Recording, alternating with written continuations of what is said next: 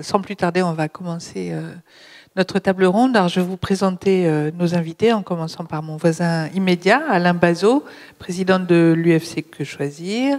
Et puis à côté de vous, c'est Patrice Pajot, directeur développement durable chez Leroy Merlin. Et puis Annie Motte, qui est chef de pôle bâtiment durable pour la région de Normandie et qui a accepté très gentiment de remplacer au pied levé Christian Piquet, qui s'est excusé. Frédéric Denisard, AMA Architecte. Et enfin, Maurice Manceau, directeur général Habitat France de Saint-Gobain et également dirigeant du club de l'amélioration de l'habitat. Alors, on va peut-être commencer par vous, Maurice Manceau, parce que on a beaucoup parlé hier de la nécessité de sortir du tout énergétique, et ce matin encore de nouveau, même si des nouveaux concepts s'y sont ajoutés, en particulier celui de confiance, qui est vraiment central, vous l'avez certainement tous relevé dans les interventions des uns et des autres. Mais l'autre jour, quand on préparait au téléphone, vous m'avez dit autre chose qui m'a un peu intriguée et qui me semble ajouter une dimension encore supplémentaire. Vous me racontiez qu'en 2007, à l'arrivée de Borloo, vous aviez fait partie d'un groupe de réflexion sur la rénovation. Et vous m'avez dit, on s'est trompé. On s'est trompé parce qu'on a eu une approche économique. Mais alors, ça va être quoi la bonne approche? Si ce n'est pas énergétique, si ce n'est pas économique, qu'est-ce qu'on peut faire? Oui, en fait, merci d'abord de me reposer cette question, parce qu'en 2007, quand le gouvernement de Borloo est arrivé, au mois de juillet, des dates très précises, nous étions à l'ANA, je ne sais pas s'il y a des gens de l'ANA ici, mais nous étions avec une dizaine de personnes. Je vais les citer parce que ça a beaucoup d'importance. Il y avait des gens qui... Attention, vous grignotez sur votre temps de parole. Oui, alors très rapidement, il y avait Michel Papalardo qui était la présidente de l'ADEME, il y avait Alain Mogard qui était président du CSTB, il y avait Philippe Pelletier qui était président de l'ANA, on était une dizaine. Et dans l'approche, on a tout de suite dit le problème d'une offre va être réglé facilement, mais la réno va être très difficile. Donc on a axé notre plan de bataille, si je puis dire, sur un sujet qui était... une estimation du prix du baril à 150-200 $, et on est parti, alors je vois les amis de l'ADEME qui sont devant, on est parti sur un taux de retour assez évident en disant, voilà, si on fait les travaux, on va pouvoir expliquer que finalement c'est rentable, c'est intéressant et tout. Et donc les 2 premières années, on a été vent debout en expliquant ça à tout le monde, ce qui a plutôt d'ailleurs été intéressant. Et puis au club d'amélioration de l'habitat, où là on faisait des études pour d'ailleurs l'ANA, l'ADEME et pour pas mal de gens, en fait on s'est rendu compte qu'en faisant la prise de motivation immédiate du particulier, ça marchait pas bien du tout. Mais alors quand je dis pas bien du tout, et en fait aujourd'hui on se rend compte que j'ai un peu écouté les retours d'atelier là, on se rend compte que la motivation n'est plus là, elle n'a jamais été là. Et que si on ne change pas de rythme de communication, on n'arrivera jamais à notre facteur 4 tel qu'on le souhaite. Donc en fait, c'est un problème de communication. On a un problème lourd, et c'est vrai que c'est pas une faute que d'avouer qu'on a fait une erreur. On a fait une erreur par rapport à une stratégie, mais ça a vraiment été un domaine hyper où on s'est tous plantés. Et aujourd'hui encore, je pense qu'il faut vraiment arrêter de dire vous faites ça, vous allez gagner de l'argent. C'est pas tout à fait comme ça qu'il faut le voir. Alors moi, ça fait des années qu'on travaille, là je parle de Saint-Gobain, sur le monde des conforts. Je pense qu'il faut retrouver l'intérêt du particulier par rapport à sa vie propre et l'intérêt que ça représente. Mais aujourd'hui, on n'est toujours pas capable de dire l'efficacité énergétique, c'est une porte d'entrée. Frédéric Denisard, vous avez été missionné en 2016 par le plan bâtiment durable pour encadrer un groupe de travail justement sur les nouvelles dynamiques de rénovation des logements. Et c'était en collaboration, comme par hasard, avec le club de l'amélioration de l'habitat de votre voisin direct. Et d'ailleurs, le rapport final est consultable sur le site pour ceux qui ne le sauraient pas encore, ce dont je doute. Et vous soulignez tout à fait comme Maurice Manceau, la nécessité absolue de trouver de nouveaux arguments pour déclencher la décision de travaux chez les particuliers. Alors, est-ce que c'est un problème de communication, comme le dit Maurice Manceau, ou est-ce que c'est d'arriver à trouver des arguments qui soient les bons? Oui, il faut se positionner par rapport aux attentes et aux besoins. Quelles sont les réelles attentes et les réels besoins de l'habitant? On peut se poser la question, en fin de compte, par rapport aux problèmes économiques, aujourd'hui, le monde de l'habitat, dans le cadre économique, est un monde de la rentabilité. C'est-à-dire que j'habite dans un habitat et mon habitat doit être rentable. Ben oui, parce que je l'achète et je dois le revendre plus que ce que je l'ai acheté. C'est-à-dire que je le consomme, je vis dedans, j'en profite, et je dois... Donc, en fin de compte, il faut changer complètement cette approche économique et identifier comment, dans le cadre d'une communication éventuelle, comment les gens pourraient se retrouver avec faire naître de réels besoins. Le monde de l'automobile a réussi à faire cette mutation-là. L'automobile n'est plus une voiture qu'on déplace d'un point A à un point B pour un caractère d'utilité. Aujourd'hui, toute la communication autour de l'automobile, c'est le confort, le bien-être, l'électronique embarquée qui facilite la vie ou des choses comme ça. Alors, il faudrait vendre de la rénovation en mettant des belles dames blondes et voluptueuses. Je suis pas sûr. Je sais qu'à un moment...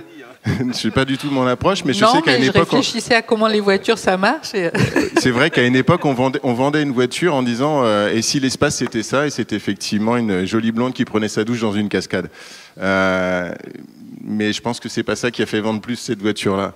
Non, ce que je veux dire, c'est qu'il y a dans le retour d'une approche d'atelier sur la segmentation et sur l'approche marketing, il y a, à partir du moment où on a une obligation, comment dire, par rapport à la rénovation, puisque une forte consommation d'énergie se passe dans l'habitat existant. Donc il y a cette obligation par rapport à la planète et par rapport aux engagements de l'État. Un État qui ne souhaite pas passer par le biais de l'obligation, donc c'est quand même un peu difficile. Hier, vous animiez une table ronde où un des acteurs a dit « si on ne passe pas par l'obligation, on n'y arrivera jamais ». Donc aujourd'hui, le chantier qui est face à nous, c'est comment on peut arriver à mettre en dynamique le besoin de... Et aujourd'hui, le monde de l'habitat, ce sont des techniciens, ce sont des ingénieurs, ce sont des commerçants. Et ce ne sont pas forcément des gens qui sont à l'écoute des besoins des habitants pour identifier quels sont les besoins, pour justement mettre en place une démarche marketing. Donc il y a tout ce travail-là à faire. Une des conclusions de notre groupe de travail, c'était la notion du travailler ensemble. Et je pense que le travailler ensemble, c'est pas forcément un artisan plombier avec un artisan maçon, c'est pas forcément un architecte avec des artisans, c'est pas forcément un habitant avec son artisan, mais c'est aussi toute la société qui doit travailler ensemble vers cet objectif. Comment demain je peux apporter quelque chose à cette société? Et là, c'est un chantier vaste. Par contre, c'est très motivant. Parce que c'est un paradigme complètement différent. Eh bien, Animote, vous allez peut-être pouvoir nous en parler tout de suite, puisque en Normandie, vous avez construit ce type de réseau de gens qui travaillent ensemble. C'est vrai que ça a l'air exaltant. J'imagine qu'il y a peut-être aussi quelques difficultés. Oui, je pense qu'on a beaucoup des régions qui ont travaillé sur des expérimentations. Celle de la Normandie, forcément... Rapprochez le micro. Je suis convaincue, effectivement, de celle qu'on a mis en place en Normandie. On a mis en place une chaîne d'acteurs qui correspond à une chaîne de confiance. C'est-à-dire qu'on a mis en relation tous les conseillers du territoire, en lien avec des auditeurs qui favorisent, j'allais dire, la description des scénarios pour le particulier. On a également mis en place donc, le principe du rénovateur BBC. Ça, on l'a mis en place depuis 2011. Donc l'idée, c'était de se dire il nous faut un professionnel qui accompagne le client et qui comprenne ce qu'est une rénovation globale BBC. Donc en 2012, j'allais dire, on était à peu près à une dizaine de rénovations dans l'année. On est, après 5 ans, quand même passé à 150 et on pense que la multiplication va qu'on est plutôt sur une phase exponentielle du fait que ce principe est porté par les acteurs eux-mêmes. C'est-à-dire maintenant on a plus de 100 rénovateurs en région et cette dynamique dont on parlait tout à l'heure, c'est ça qui fait, j'allais dire, exploser les chiffres quelque part. C'est-à-dire c'est le fait que les professionnels se connaissent, qu'on a mis aussi en face les banquiers qui rencontrent aussi cette chaîne les autres acteurs, et que cette chaîne de confiance, c'est ce qu'on disait ce matin aussi dans l'atelier, c'est ça qui donne confiance au client, puisqu'il va avoir un son de cloche à peu près identique et des réponses, et à la fois techniques, à la fois financières, et à la fois liées à son projet de vie, qui est forcément pas thermique, tout à fait, oui, c'est tout à fait vrai. Voilà, donc on espère avec ce principe du rénovateur continuer la massification. Après, jusqu'où? Ça va être encore les questions qu'on va se poser l'année prochaine. Comment on passe à l'étape supplémentaire, c'est-à-dire de passer de 10 à 100, de 100 à 500, mais après, comment on passe de 500 à 5000? Voilà. Mais il faut bien démarrer. Alors, Patrice Pajot, vous, votre souci, c'est pas les chiffres. Les chiffres de Leroy Merlin sont assez énormes, évidemment, puisque c'est une très grosse entreprise. Et vous me disiez l'autre jour que... Mais pas la seule. Non, non, évidemment. Saint-Gobain, bien entendu. Ça, je ne pensais pas avoir besoin de le préciser.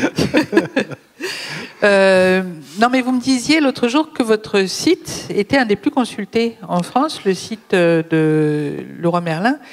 Et ceci pour ces très pédagogiques vidéos qui enseignent le DIY, do it yourself. On apprend comment faire soi-même. Alors, est-ce que c'est une des manières de renforcer la confiance, ça? Oui, bien sûr. Mais peut-être avant de répondre à cette question et de rebondir sur les propos, je voudrais revenir sur ce qui vient d'être dit, qu'effectivement, c'est bien d'identifier les besoins des habitants qui priment en priorité. On a fait une session vision avec 22 000 collaborateurs et on a interrogé 22 000 habitants. Alors, on les a interrogés soit chez eux, soit dans nos magasins. Et quand on a abordé le sujet de la rénovation énergétique, la première chose qui venait à leur esprit, c'était du confort, c'était du bien vivre, et éventuellement, j'ai un pépin et je dois le remplacer très rapidement. J'ai ma chaudière qui pète, etc. Et je dois avoir une solution la plus rapide. La notion de rénovation énergétique était très peu abordée. Donc, si on veut travailler sur ces sujets-là, je crois qu'il faut partir de leurs besoins et effectivement remonter la chaîne. À partir de ce moment-là, effectivement, on a la chance, nous, d'avoir 22 000 collaborateurs en liaison avec les habitants. On a un site où il y a 270 millions de visites. 120 millions, c'est le top 10 des sites, entre guillemets, marchands en France. À la différence près, c'est que nous, on est énormément sur des solutions, des préconisations. On essaye de valoriser le déclenchement à l'achat. On a toute une chaîne des envies, qu'on appelle chez nous, de l'identification du besoin jusqu'à la proposition de solutions, bien entendu la vente de produits. Ça nous permet de faire de la pédagogie, ça nous permet d'aider le consommateur à se lancer dans des projets parce qu'il va avoir fait un bon diagnostic de son habitat. Et puis d'ailleurs, parfois, il va y avoir, entre guillemets, je dirais des devis ou des estimations de coûts. Il est bien entendu que ça nécessitera derrière le fait de passer avec un professionnel. C'est simplement donner envie, générer l'envie chez l'habitant. Et ça, c'est une opportunité qu'on a chez Leroy Merlin. Alors, un autre top 10, Alain Bazot, c'est le bâtiment dans le top 10 des occasionneurs de litiges avec les consommateurs. Alors, c'est vrai qu'on est encore loin du niveau de confiance qui est appelé des vœux de tous ici. Oui, bonjour tout le monde, merci de m'inviter dans ce congrès. J'ai été intéressé d'entendre que le mot confiance était la pierre angulaire du sujet. La confiance, effectivement, ça ne se décrète pas. Et je ne pense pas que ce soit à coup de communication et de marketing qu'on rétablisse la confiance des consommateurs. Comme vous l'avez dit, ça devient un poste de conflictualité extrêmement préoccupant chez nous, les sujets de rénovation énergétique. Le photovoltaïque, ça a inondé nos permanences et donc les consommateurs ont perdu confiance. Alors que, et je m'inscris un peu en faux à ce qui a été dit précédemment, nos enquêtes montrent que les consommateurs ont une préoccupation, c'est leur facture énergétique. Sinon, je ne vois pas pourquoi on aurait un succès considérable quand on fait des achats groupés de gaz, d'électricité, de fuel, où les gens se précipitent et on fait bouger les mammouths que sont Engie, que sont EDF, etc., pour baisser les prix, car la facture énergétique des consommateurs est une préoccupation. Ce n'est pas la numéro 1, hein, c'est la santé qui vient avant, mais la facture énergétique, ça reste une préoccupation. Seulement, les consommateurs, chat échaudé, comme on dit, hein, craint l'eau froide, et aujourd'hui, il y a une reconquête à faire. Et cette reconquête, elle va passer par la nécessité de revisiter tout le système. Si on veut que le consommateur ait confiance, il faut d'abord qu'il puisse choisir facilement un professionnel en qui il aura confiance. Aujourd'hui, c'est mission impossible de trouver un professionnel sur lequel on a des garanties. On a fait des enquêtes, je vous invite à relire nos enquêtes auprès des professionnels qui sont RGE. Ils viennent, ils font un diagnostic. Alors là, c'est effarant. Effarant quand on fait venir des professionnels RGE pour faire un diagnostic, pour savoir voilà, quel est l'état de ma maison, qu'est-ce qu'il faut que je fasse comme travaux, expliquez-moi les devis, expliquez-moi, faites-moi un devis, expliquez-moi les aides. Alors là, je vous le dis, vous avez qu'à lire nos enquêtes, c'est proprement hallucinant. Pour une même maison, vous pouvez avoir 3 diagnostiqueurs qui passent, il n'y en a aucun qui est d'accord, il y en a un, ça va être un coup E, F, G, bon, alors à quel sein se vouer. Les travaux, il y en a même qui vont jusqu'à vous dire, ah bah ouais, il faut isoler parce que c'est là qu'il y a une déperdition. Enfin, le constat, c'est la déperdition, il faut isoler, et puis on vous propose de changer de chaudière. Bon. Enfin bref, il faut remettre complètement à plat ce dispositif. Et le consommateur ne peut pas, comme dans d'autres secteurs, aller sur des plateformes, vous savez, de savoir si le consommateur est d'accord, est content, pas content. Dans l'univers numérique, ça se développe beaucoup. Il faut surveiller la neutralité et l'honnêteté de ces plateformes. Mais si je suis content d'un hôtel ou pas, le consommateur il note, etc. Bon. Là, c'est pas possible. Le consommateur n'est pas compétent. Il peut être content des travaux, il voit que c'est beau, etc., mais il n'a pas l'expertise pour savoir si la performance énergétique est au rendez-vous. Donc on a ce problème de trouver un professionnel compétent, un professionnel responsable. Aujourd'hui, les professionnels ne sont pas responsables. Obligation de moyens, toutes les promesses qu'on vous fait sur un coin de table de retour sur investissement, vous pensez bien qu'aujourd'hui, ça ne peut plus motiver les consommateurs, parce qu'ils savent que la plupart du temps, c'est complètement bidon. C'est complètement bidon. Et les professionnels s'abritent derrière une obligation de simples moyens. Bon. Donc ça, c'est un problème majeur. Qui supporte le risque? C'est le consommateur qui supporte tous les risques. Il n'est pas compétent. Le risque technique, ça devrait être le professionnel qui le supporte parce que c'est sa compétence. Il est compétent ou il n'est pas compétent? C'est le risque technique. Et le risque financier? Le risque financier, le professionnel peut s'assurer. Le consommateur ne peut pas s'assurer. Donc il y a tout un paradigme à changer. Et puis ensuite, il faut une visibilité sur... il faut des offres globales. Parce qu'on se rend compte qu'aujourd'hui, les professionnels qui viennent, selon que c'est un spécialiste des chaudières, il va faire un diagnostic, mais il va vous vendre de la chaudière. Selon que c'est quelqu'un qui fait de l'isolation, il va vous faire un diagnostic, mais il va vous vendre de l'isolation.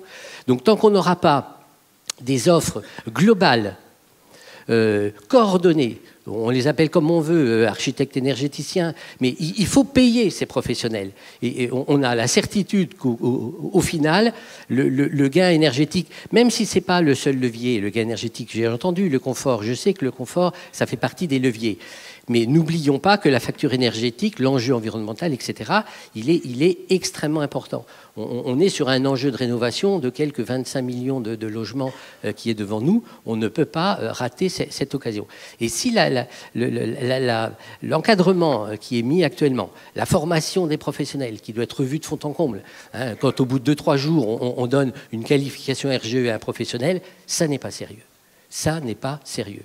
Quand il est responsable de rien, ça n'est pas sérieux. Quand il ne connaît même pas les aides, qu'il fait un devis, et que du coup on n'intègre pas cette dimension économique des aides, que les professionnels ne les connaissent même pas les aides. On le voit, les enquêtes mettent le doigt sur les insuffisances des professionnels.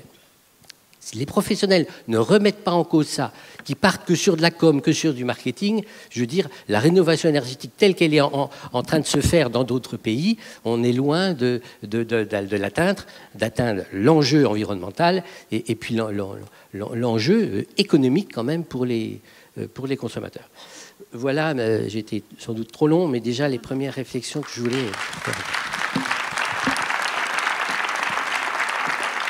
faire. C'est effectivement très intéressant et d'ailleurs, ça vous est dit là, très clairement. Ce que vous nous dites, en fait, c'est qu'il ne s'agit pas de construire la confiance, mais de la reconstruire, ce qui est bien plus difficile et qui demande des engagements bien plus concrets et plus forts. Alors, on a entendu ce matin dans les ateliers plusieurs expériences qui ont l'air extrêmement intéressantes. Une des rapporteurs parlait tout à l'heure de la notion de confort de prise de décision. J'ai entendu parler de la nécessité d'avoir un tiers indépendant. Et il y a effectivement aujourd'hui des groupements qui se mettent en place et qui proposent ce tiers indépendant qui peut être à la fois conseiller mais qui n'a rien à vendre, ce qui est déjà plus plaisant. Le fait de travailler ensemble, en effet, tous ensemble, c'est aussi quelque chose d'important. Mais au-delà de ça, vous avez bien souligné, Alain Bazot, que c'est le consommateur qui prend tous les risques. Donc, de quelle manière est-ce que, du côté des professionnels, il pourrait y avoir des engagements qui engagent vraiment? Qui veut répondre à ça? Frédéric Denisard. Merci. J'adore ce que vous dites, parce qu'en fin de compte, il existe ce coordonnateur, ce professionnel responsable, c'est l'architecte. Le seul souci, c'est qu'on est sur un marché, un micro-marché. C'est-à-dire que le professionnel responsable, pour qu'il puisse travailler, il lui faut du temps, il lui faut des moyens. Il a une assurance professionnelle, il a une formation obligatoire. Ça veut dire qu'il coûte un peu d'argent quand il passe un peu de temps. Ça veut dire que si on déduit ce temps et cet argent du coût de la rénovation, le professionnel n'a pas les moyens de travailler dans de bonnes conditions. Vous avez soulevé le problème du DPE. Le problème du DPE, 250 €, je crois, même moins maintenant, un DPE. Quelle est la compétence, la qualité et le coût de cet intervenant? C'est-à-dire qu'on a généré quelque chose qui ne doit pas coûter cher et qui doit permettre à certaines personnes de pouvoir se requalifier dans le monde du travail pour y arriver. Ce qui fait qu'en face, vous n'avez rien puisque ça ne coûte rien. Je vais faire un autre parallèle. Non, mais... on a fait faire des audits à 1 000 €. Ah non, mais... On a fait faire des audits à 1 000 €. Eh bien, le résultat n'était pas plus glorieux qu'avec des DPE. Alors, après, vous parlez de... Certainement. Après, vous parlez d'obligation de résultat. Le problème, c'est de quoi parle-t-on quand on parle de résultats, et notamment si on parle de résultats quantifiés sur un problème énergétique. C'est que d'un côté, les professionnels utilisent des vecteurs de métrage, de calcul, qui sont sur des bases conventionnelles. Grosso modo, aujourd'hui, il doit faire beau. On est dans la convention. On est à 250 mètres d'altitude, c'est-à-dire qu'on est entre 150 et 400 mètres d'altitude. Donc on est sur la notion de convention d'utilisation et d'environnement dans lequel on est. Et le consommateur, au bout de la chaîne, n'est pas sur une convention. Le consommateur, il est sur la réalité de ce qu'il vit tous les jours. Donc on a deux mondes. On a le monde des professionnels qui sont dans un monde régi par le conventionnel et le monde du consommateur qui est dans la vraie vie. Donc on est parti sur ces bases-là. C'est très dangereux et c'est pour ça que c'est très bien, je pense, qu'on puisse aborder la problématique de la rénovation sur des objectifs de qualité, notamment de confort, de bien-être et des choses comme ça. Il va falloir définir des barèmes, des notions de confort. Qu'est-ce que c'est que le confort? Est-ce que le confort, c'est l'hygrométrie? Est-ce que le confort, c'est C'est-à-dire que ce travail, d'après vous, reste à faire? Le travail, c'est un nouveau chantier. Pour moi, c'est un nouveau chantier pour les professionnels aussi, sur des bases qui n'existent pas aujourd'hui. Et pour répondre à une autre question, il y a une loi en 1977 qui a rendu obligatoire le travail de l'architecte, limité à 150 mètres carrés aujourd'hui, puisqu'on considère qu'en deçà de 150 mètres carrés, l'obligation, du moins l'architecture est d'utilité publique.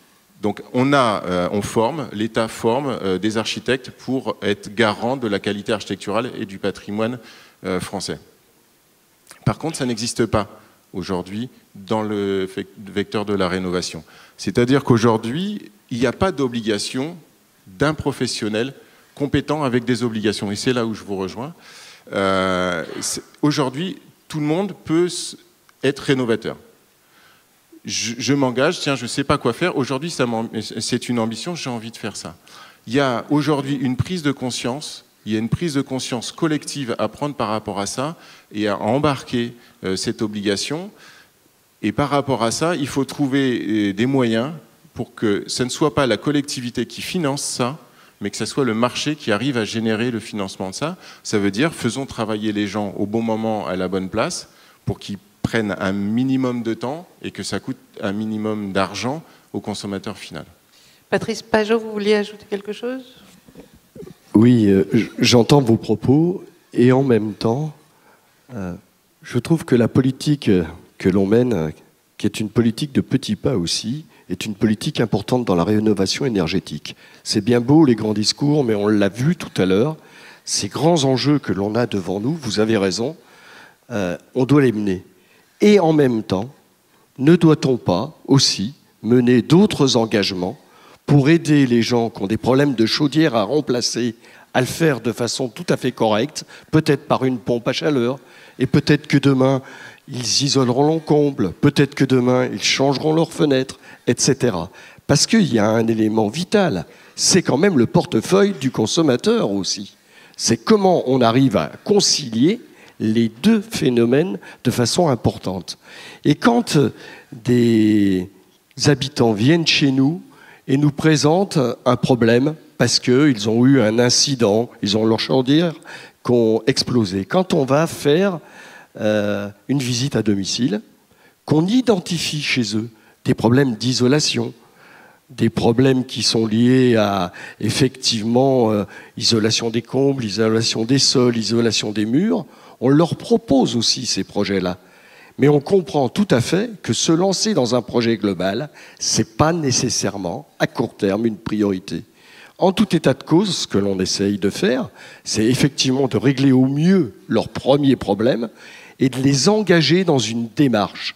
Et c'est pour cette raison qu'on a signé un partenariat avec l'ANA et avec l'ADEME qui vont venir dans nos magasins pour accompagner nos clients, pour nous aider à mieux former nos équipes, pour engager l'ensemble des consommateurs dans ces démarches. Je suis désolée, je vais vous demander d'être plus bref. Il y a Annie Motte qui avait demandé la parole, et donc ensuite Maurice Manceau et également Alain Bazot, et après on va essayer de passer la parole à la salle, un peu.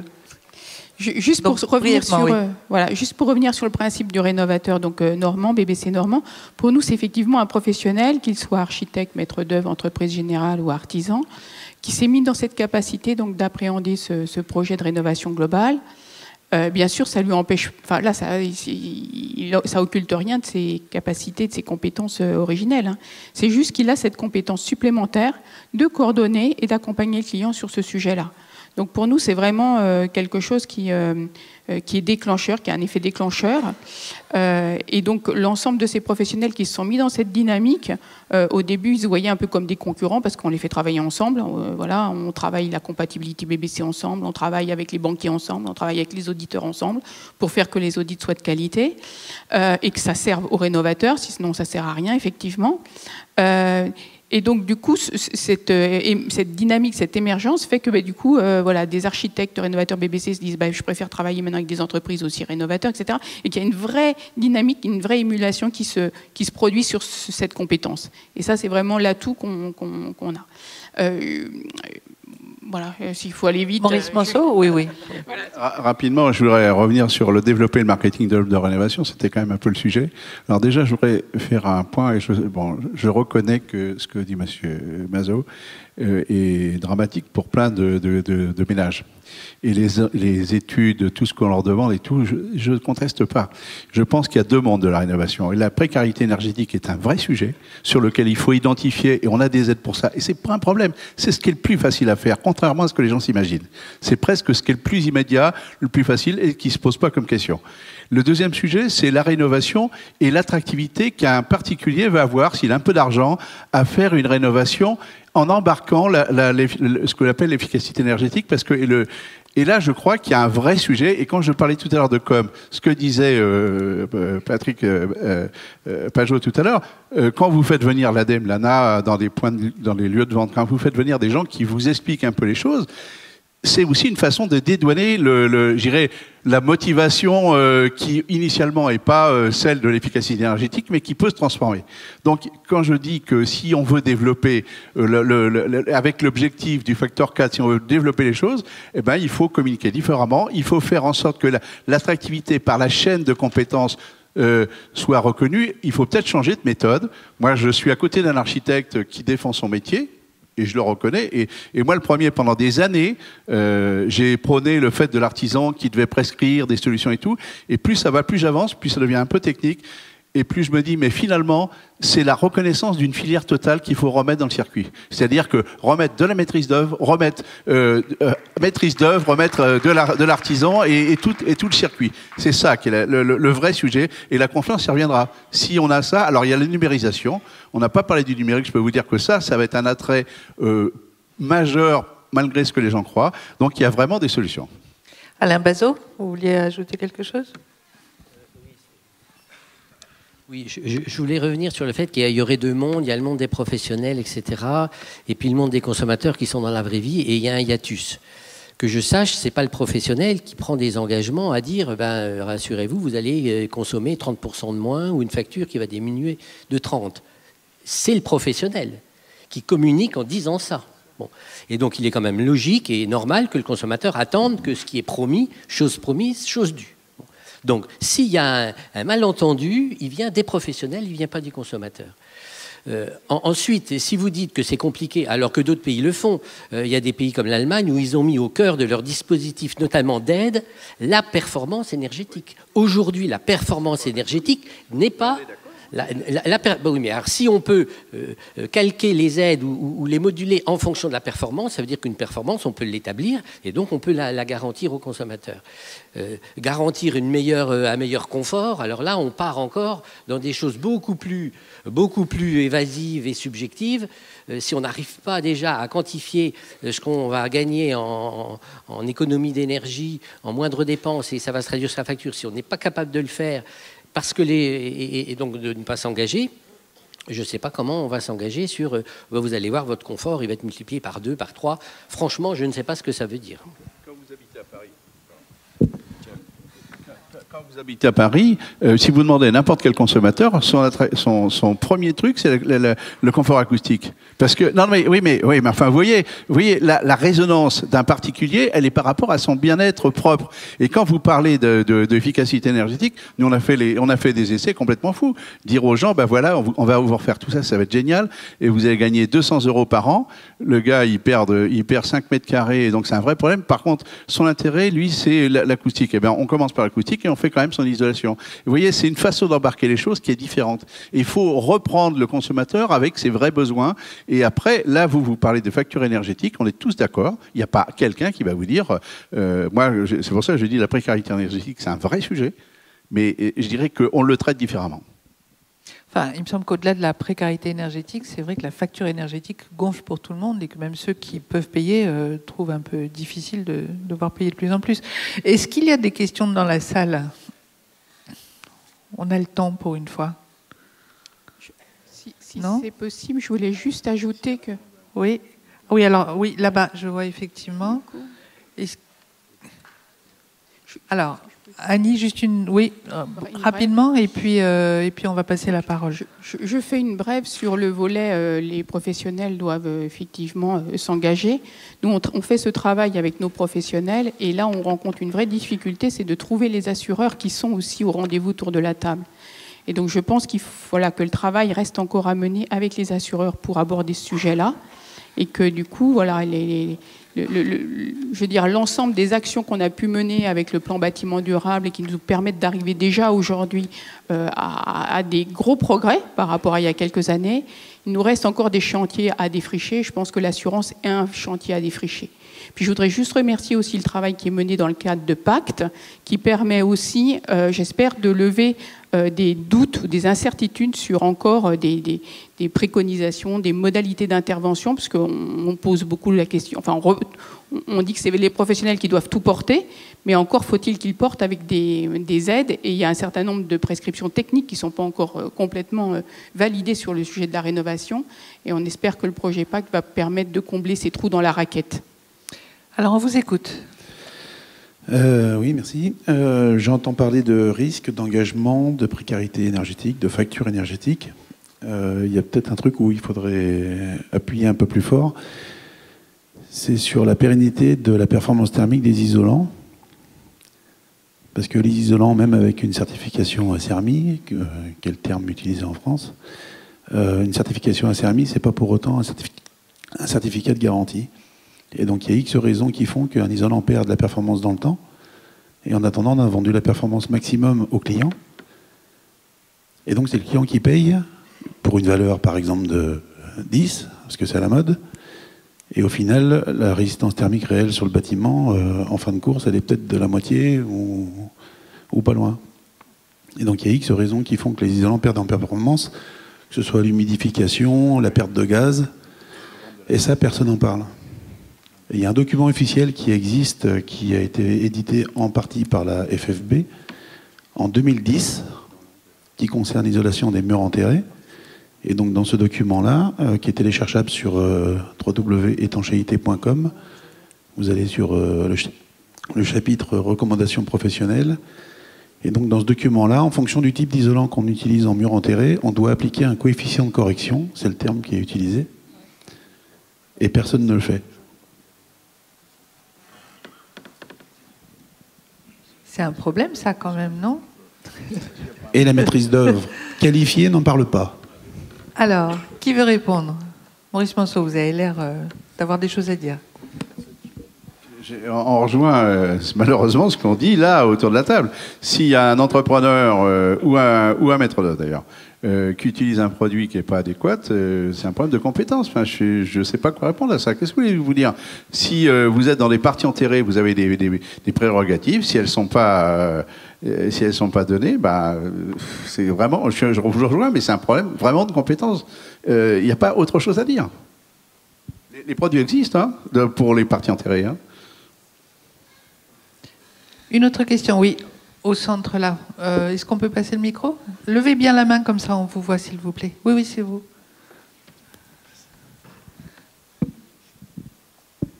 Oui, allô, bonjour. C'est par rapport à... Il faudrait améliorer la formation des artisans du bâtiment, puisque c'est la voie de garage de ceux qui n'ont pas pu réussir d'aller dans une autre filière. C'est pas valorisant de travailler dans le domaine, ça c'est dommage. Du coup, ils sont pas motivés, ils mettent pas forcément très bien les produits. Et puis sinon, c'est aussi par rapport à la mise en œuvre, c'est les DTU qui me semblent pas toujours bien adaptés aux bâtiments anciens. Quand on a une maison en pisé, qu'on on autorise de faire une chape ciment, un doublage polystyrène et un enduit ciment, il faudrait que ce soit interdit par les DTU, ce type de procédure, quoi.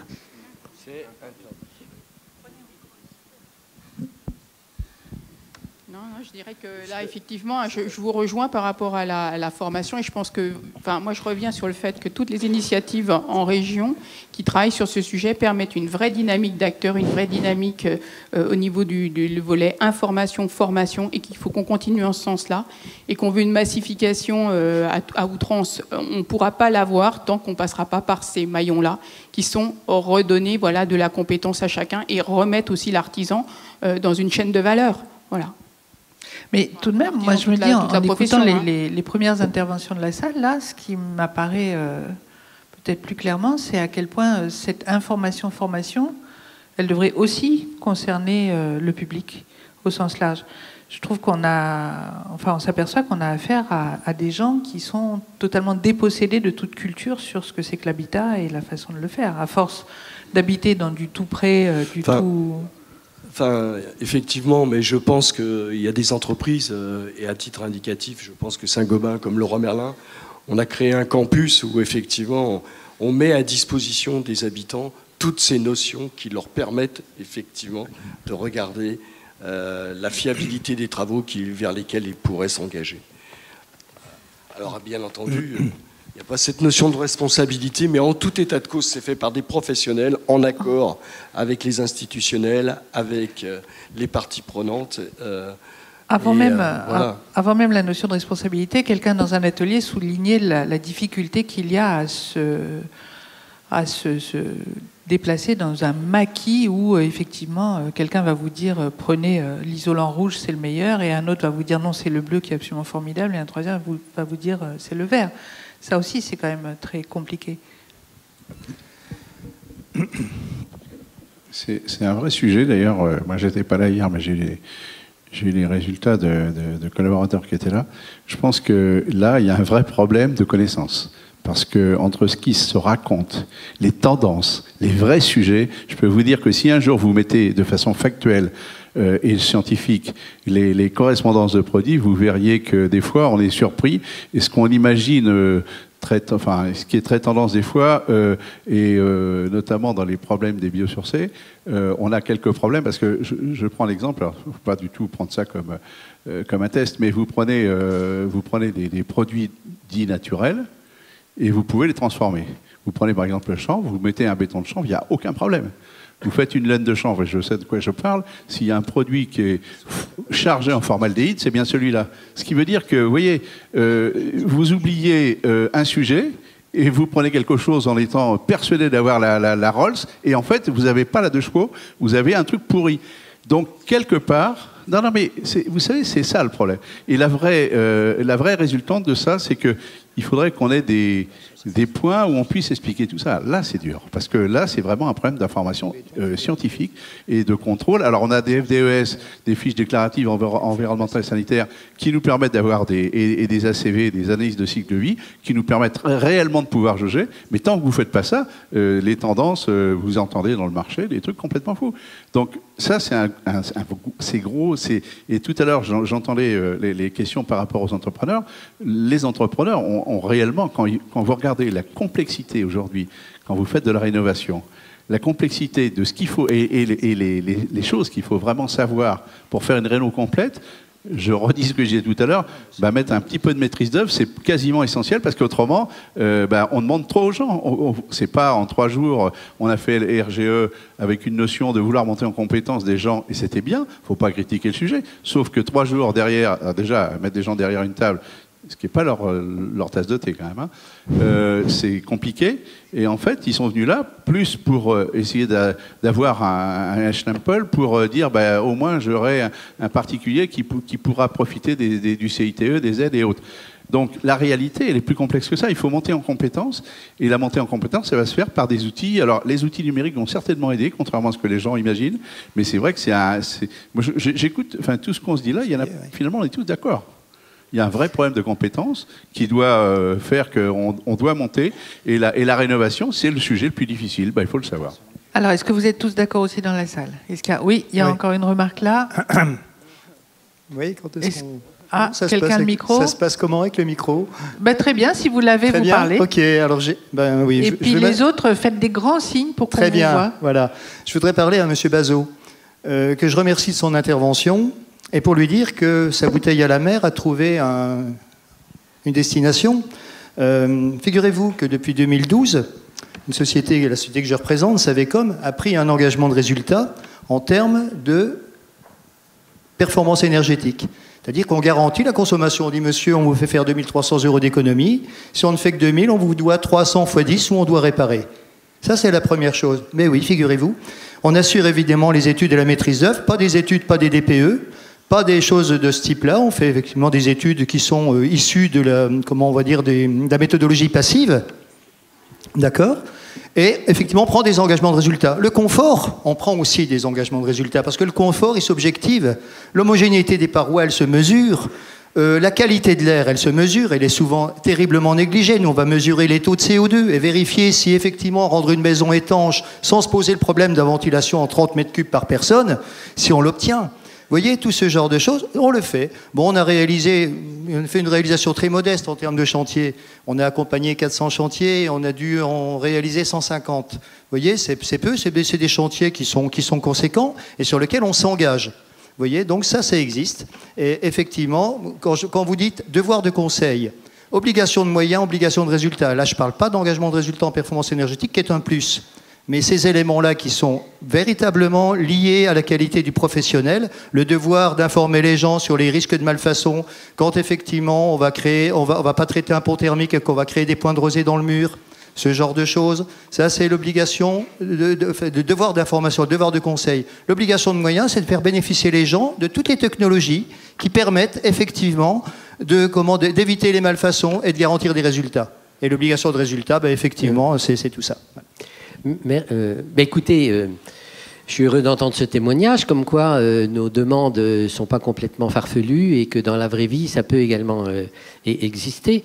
Mais du coup, ça conforte, ce que vous dites, ça conforte une idée, mais moi j'en démords pas, c'est qu'on dit qu'il faut monter en compétences. Le levier structurant majeur pour monter en compétences, c'est la responsabilité. Parce qu'on a dit que les assureurs n'allaient pas assurer. Pourquoi ils n'assurent pas? Parce qu'ils ne sont pas sûrs d'avoir des gens compétents. On ne va pas assurer l'incompétence. Donc c'est lié, c'est extrêmement lié. Et vous savez, les professionnels, ils ne s'y trompent pas. Quand leur propre responsabilité peut être engagée, ils ne s'engagent pas. C'est le cas des assureurs, vous l'avez dit, on ne peut pas assurer parce qu'ils ne sont pas sûrs qu'ils vont assurer quelqu'un qui a une surface technique suffisante et pas faire des conneries tous les 4 matins. Sinon, vous imaginez l'assurance. En revanche, les banques, elles ont bien compris. Hein, elles financent à tout va, y compris les margoulins. Et je ne suis pas en train de dire qu'il n'y a que des margoulins. J'espère que mon propos ne sera pas pris comme ça. Mais il faut du tort à la profession, vous êtes les premiers à le savoir. Les margoulins sont financés par les banques, parce que les banques, elles savent qu'elles s'en tirent toujours. Elles disent, nous, on est là, on est les spécialistes du prêt, on a regardé si le consommateur il peut rembourser ou pas, mais savoir si c'est appuyé à une opération qui est complètement farfelue, avec un professionnel qui est en dessous de tout, avec lequel il y a un taux de litige énorme, la banque s'en fiche et elle nous renvoie dans le mur si on la signe en responsabilité. Ça fait partie aussi des axes de travail pour nous. Quand on parle de la responsabilité des professionnels, il y a aussi le soutien abusif des banques qui, complaisamment, font des crédits. Sur la qualité de l'air, juste une petite parenthèse, c'est qu'on se rend compte que le problème de la qualité de l'air, certes, il y a ce que vous avez dit, mais c'est aussi, et ça, c'est pas lié à la rénovation, c'est l'utilisation des cols, l'utilisation des désodorisants d'intérieur où c'est de la folie douce, les cols, les peintures murales, les cols qu'il y a dans les moquettes, les cols qu'il y a dans une grande marque de meubles qu'on assemble chez soi, achetez ça, puis mettez ça dans la chambre de vos enfants, vous allez voir un petit peu le formaldéhyde qui va se dégager. Bon, bref, donc l'air intérieur, ça fait partie aussi, vous voyez, de ces enjeux pour un consommateur qui sont compliqués. C'est qu'on isole, du coup l'air reste complètement confiné, hein, les gens veulent plus du tout qu'il y ait d'air qui rentre, c'est de la folie douce, il faut aérer un maximum. La pollution de l'air, on sait très bien que dans l'air intérieur des maisons, l'air est plus pollué que Place de la Concorde à Paris. Oui, Jacques Maillot, artisan électricien. Moi, je suis quand même un peu énervé par ce que j'ai pu entendre, parce que moi, je pense que, je suis un vieil artisan, je pense que la chaîne de la construction à une époque était bien faite, dans le sens où on avait un architecte, on a eu à un moment donné besoin, pour des problèmes techniques, de bureaux d'études, et on avait des entreprises pour réaliser. Pendant très longtemps, on a cru que pour faire des économies dans le cadre de la rénovation énergétique, on pouvait supprimer une partie du réseau pour ne faire reposer que sur le dos des entreprises artisanales l'ensemble des obligations. Parce que moi, vous m'excuserez, je suis artisan électricien. Être capable de tout connaître dans le bâtiment, j'en suis pas certain. Derrière ça, être capable d'accompagner mon client dans la logique des aides qu'il peut obtenir, j'en suis pas du tout certain. Être capable de lui faire obtenir des prêts et des choses comme ça, c'est pas mon métier. Et je pense que quelque part, pour des raisons purement économiques, on a été pendant beaucoup trop longtemps à vouloir réduire les coûts et après on se plaint qu'on n'arrive pas à des résultats. Ça, c'est un premier point. Deuxième chose... Il y en a combien comme ça? Deuxième chose, il y a une chose, on dit les entreprises, les artisans ne sont pas compétents. Il faut que les clients soient capables, connaissent et soient à même de prendre conscience de leurs besoins, de ce qu'il faut faire, comment il faut faire. Je vous poserai volontiers une question. Moi, je pense qu'il y a un domaine dans lequel les obligations de résultats sont beaucoup plus importantes que ça. C'est la médecine. Moi, je vous pose la question, est-ce qu'on a imaginé un jour de former tout à chacun à être capable de déterminer soi-même quelle opération il faudra qu'il subisse, essayer de réaliser lui-même l'opération? Non. On fait confiance à un professionnel. Le professionnel le fait, dans la mesure du possible, de façon satisfaisante. Et on dit, aujourd'hui, le client final n'a pas confiance dans le professionnel. Mais on n'arrête pas de dire que les professionnels ne sont pas formés, ne sont pas compétents. C'est normal que le client se pose des questions à la fin. Moi, j'estime que si chaque professionnel doit être compétent dans son métier, être informé des interactions, mais en rester là. Merci beaucoup. Je crois qu'on a bien compris. Bon, sur votre remarque par rapport aux médecins, bon, c'est évident qu'on ne va pas décider à la place du chirurgien, mais enfin, il y a aussi un niveau de connaissance au sein des familles qui permet de résoudre un certain nombre de problèmes quand même et de discuter. Alors, ce que je voudrais pour la suite, parce qu'il y a beaucoup de questions, c'est que vous fassiez attention à ne pas vous repasser le micro entre vous, parce comme il y a 2 micros qui circulent dans la salle, là, il y a une dame qui attend depuis très longtemps. Donc c'est à vous maintenant. Et s'il vous plaît, vous rendez le micro aux hôtesses qui sont là pour le passer. Merci. Très bien, merci. Rofaïda Larèche, CSTB. Donc je reviens sur la question de ce qui est promis et dû, qui est vraiment au cœur, bien sûr, de tout ce qu'on discute aujourd'hui, et qui, à mon sens, appelle à trois points que je voudrais vous demander. Chose promise, chose due, ça veut dire que dans la chaîne d'acteurs qui se rassemblent justement pour effectuer la rénovation et pour arriver à la performance, il faut des outils qui permettent de faire une prévision qui se rapproche le plus possible de ce qui va être consommé réellement. Donc, on sait que c'est un problème un peu difficile, mais techniquement, on commence à avoir aujourd'hui des outils. La question, c'est comment transférer ces outils vers la chaîne d'acteurs. Le deuxième point, c'est la performance en exploitation. Chose promise, chose due.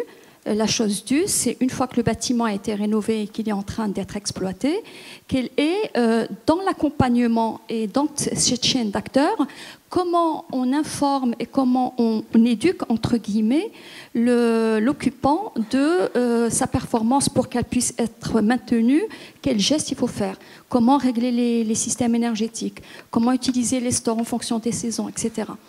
Et enfin, le troisième point, toujours dans cette question de choses promises, choses dues, c'est le suivi de la performance énergétique. Parce que une fois que le bâtiment est rénové, que première année d'exploitation, peut-être que ça se passe bien, il ne faut pas qu'il y ait de dérive. Et ma question, c'est est-ce que dans ces chaînes d'acteurs, vous commencez à réfléchir à des méthodes très simples, des moyens très simples qui permettent de suivre la performance énergétique pour la maintenir? Alors, Frédéric Denisard. Donc les outils, oui, ils commencent à exister, c'est compliqué et les professionnels ont besoin d'outils simples pour que ce soit facile à utiliser, quelle que soit la chaîne des acteurs. Ça, c'est une évidence. Le problème de la gestion, c'est culturel en France, c'est qu'un bâtiment, on ne l'entretient pas. À partir du moment où on a investi dans le bâtiment, on ne l'entretient plus. On parle de ventilation double flux, ça nécessite des gestions d'entretien très fortes, de financer l'entretien des filtres, que quelqu'un vienne 3 fois par an dans la maison et des choses comme ça. C'est pas culturel. Dans le bâtiment, c'est pas culturel. Si je refais le parallèle avec l'automobile, c'est un entretien tous les 20 000 km et on va faire son entretien tous les 20 000 km, sinon on ne peut pas vendre la voiture. Dans le bâtiment, la notion d'entretien, on ne le fait pas. Que ce soit public ou privé, c'est culturel. Et sur le suivi de la performance, là, je crois beaucoup à l'évolution numérique, puisque, en fin de compte, c'est la notion d'autocontrôle. C'est la possibilité de savoir si je prends ma douche. J'ai entendu un truc à la radio hier matin, la douche change de couleur à partir du moment où j'ai dépassé un certain litrage. Aujourd'hui, quand vous consommez de l'eau, c'est pas que de l'eau que ça coûte, quand vous prenez votre douche. Ça consomme aussi de l'énergie. Donc ça veut dire que simplement de permettre à l'utilisateur de se dire « Attention, je me mets en risque par rapport à ce que ça va me coûter demain ». Aujourd'hui, la notion de bien vivre dans sa maison, tout à l'heure j'entendais un intervenant dire le feu à l'âtre, à partir du moment où le feu à l'âtre c'est du bien-être pour moi, mais par contre c'est pas compatible avec la rénovation BBC.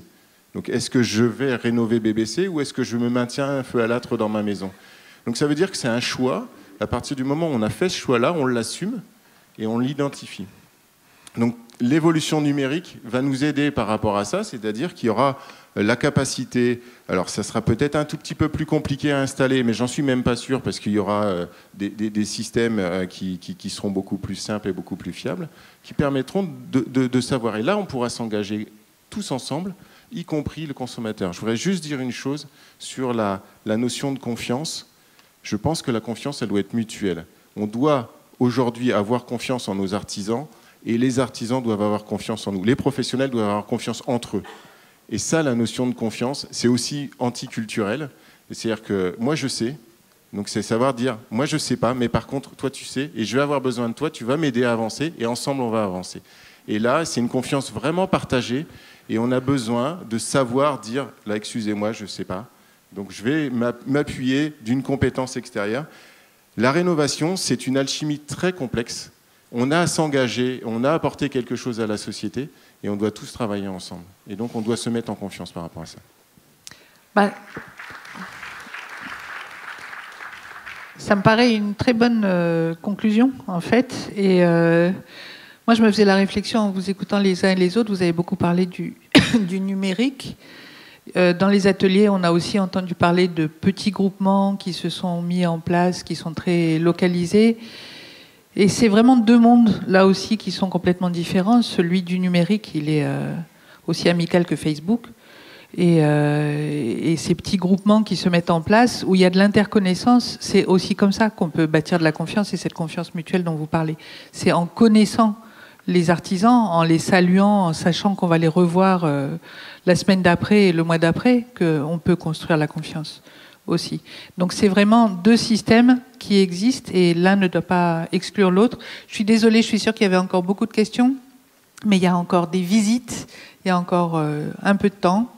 Donc voilà, on va s'arrêter là pour aujourd'hui. Merci beaucoup d'être venus, aux intervenants et au public.